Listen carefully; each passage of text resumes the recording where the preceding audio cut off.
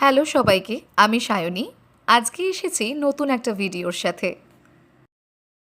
আমাদের ছোটবেলায় বিভিন্ন অনুষ্ঠানের সময়ই বিভিন্ন ধরনের মেলা বসতো। আমার তো মেলা দেখা শুরু হতো খাওয়া দাওয়া দিয়ে। ফুচকা, চটপটি, জিলিপি দিয়ে শুরু করে শেষ হতো আইসক্রিমে। আর সবার শেষে খেলনাবাটি, পুতুল কেনা, এগুলো তো ছিলই। খেলনাবাটি, পুতুল না কিনে দিলে সেই মেলা ছেড়ে কিছুতেই আসা যাবে না। জুড়ে দিতাম বায়না মা বাবার কাছে।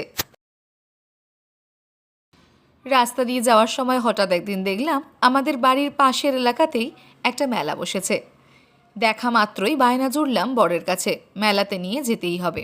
তাই মুম্বাই এই দুজনে মিলে চললাম মেলা দেখতে। তবে কলকাতা হাওড়াতে আমরা যেরকম মেলা দেখে অভ্যস্ত, যে সমস্ত খাবার খেয়ে অভ্যস্ত, সেই খাবারগুলো কিছুই ছিল না এই মেলাতে। একটু অন্যরকম। মুম্বাইয়ে যে সমস্ত খাবার পাওয়া যায়, যেগুলো এখানকার মানুষ খেতে ভালোবাসেন, সেই রকম খাবার দিয়ে সাজানো ছিল খাবারের স্টলগুলো। এছাড়াও ছিল বিভিন্ন ধরনের জামা কাপড়, কানের দুলের দোকান, জুতোর দোকান, রকমারি জিনিসপত্রের দোকান। এছাড়া চলছিল বিভিন্ন ধরনের খেলাও। মেলায় ঘুরতে ভালোবাসলেও এই ধরনের বিভিন্ন রাইড বা বলো নাগরদোলা, ময়ূরপঙ্খী, এগুলোতে আমি কোনোদিনই উঠতাম না। ছোটবেলা থেকেই আমি এইগুলোতে উঠতে একদমই ভালোবাসি না। হ্যাঁ বাবা হ্যাঁ, আমি একটু ভীতুই আছি। আর উপরে উঠলে নিচের দিকে তাকালেই আমার মাথা ঘুরতে শুরু করে। তাই সেরকমভাবে কোনো দিনই রাইডগুলোতে চড়া হয়নি। তবে এই দিন মেলায় গিয়ে বর প্রচণ্ড জোর করছিল ময়ূরপঙ্খী নাহলে নাগরদোলা, মানে যেটাকে মেরিগো রাউন্ড বলে, সেটাতে ওঠার জন্য।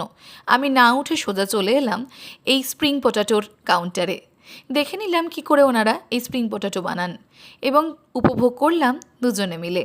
এই স্প্রিং পটাটো খেতে আমরা দুজনেই ভীষণ ভালোবাসি। আমি নাগরদোলায় না চড়ায় বর বলল একাই চড়বে, তাই চললাম এই নাগরদোলার দিকে।